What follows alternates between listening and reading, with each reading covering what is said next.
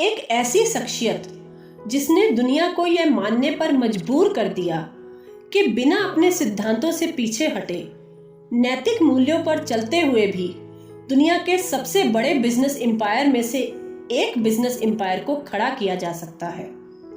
ईमानदारी पर चलते हुए भी दुनिया के सबसे अमीर व्यक्तियों में से एक बना जा सकता है। Hello everybody, welcome to my channel. तो आज की कहानी है रतन टाटा की, एक ऐसा नाम जो किसी परिचय का मोहताज नहीं है और जिसका नाम जुड़ते ही उस बिजनेस पर ग्राहकों का विश्वास जुड़ जाता है। अगर ऐसा कहा जाए कि मोटिवेशन के लिए रतन टाटा का नाम ही काफी है तो यह गलत नहीं होगा। आप रतन टाटा को जिस बुलंदियों पर आज देख रहे हैं उसके लिए उन्होंने बहुत मेहनत करी है। उनको कई बार फेलियर हाथ लगा, लेकिन उनके जिद और जुनून ने उनको सफलता की बुलंदियों पर पहुंचा ही दिया। रतन टाटा ने कहा था कि जिंदगी में उतार चढ़ाव का होना बहुत जरूरी है, क्योंकि ईसीजी में सीधी लाइन का मतलब भी तो डेथ होता है। वैसे तो टाटा कंपनी वर्षों से गाड़ियां बना रही थी, लेकिन आज मैं आपको किस्सा सुनाने जा रही हूं साल 1998 का। यह वो साल था जब रतन टाटा ने कार लॉन्च करने का सपना देखा। यह रतन टाटा का ड्रीम प्रोजेक्ट था। वो पूरी तरह से भारत में बनने वाली एक कार लॉन्च करना चाहते थे और उस कार का नाम था इंडिका। उन्होंने ऐसी कार लॉन्च करी, लेकिन एक साल के अंदर ही यह फ्लॉप हो गई। रतन टाटा का सपना उनकी आंखों के सामने उनको बिखरता हुआ नजर आ रहा था। इन्वेस्टर्स को बहुत नुकसान हुआ। उन्हें कुछ लोगों ने सुझाव दिए कि क्यों ना कार कंपनी को बेच दिया जाए। रतन टाटा को भी यह सुझाव ठीक लगा और वे कार कंपनी बेचने का प्रस्ताव लेकर फोर्ड कंपनी के पास गए।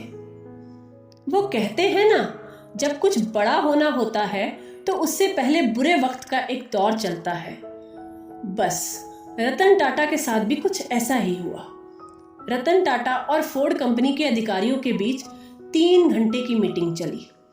इसमें फोर्ड के चेयरमैन बिल फोर्ड का व्यवहार काफी रूखा था। उन्होंने रतन टाटा को यहां तक कह दिया कि अगर तुम्हें कार बनानी नहीं आती है तो तुमने इस बिजनेस में पैसे लगाए ही क्यों डाले तुमने इस बिजनेस में पैसे। यह कंपनी खरीदकर हम तुम पर बहुत बड़ा एहसान कर रहे हैं। इस तरह के व्यवहार से रतन टाटा को बहुत बड़ा झटका लगा। उन्होंने अपने आप को मीटिंग में बहुत अपमानित महसूस किया। रतन टाटा ने उस डील को वहीं छोड़ दिया और अपनी टीम के साथ भारत वापस लौट आए और पूरा ध्यान टाटा मोटर्स पर लगा दिया। यहां से रतन टाटा की अब किस्मत बदलने वाली थी। सालों की रिसर्च के बाद रतन टाटा ने इंडिका का नया वर्जन लॉन्च किया। शुरुआती झटके के बाद यह कारोबार धीरे धीरे आगे बढ़ने लगा।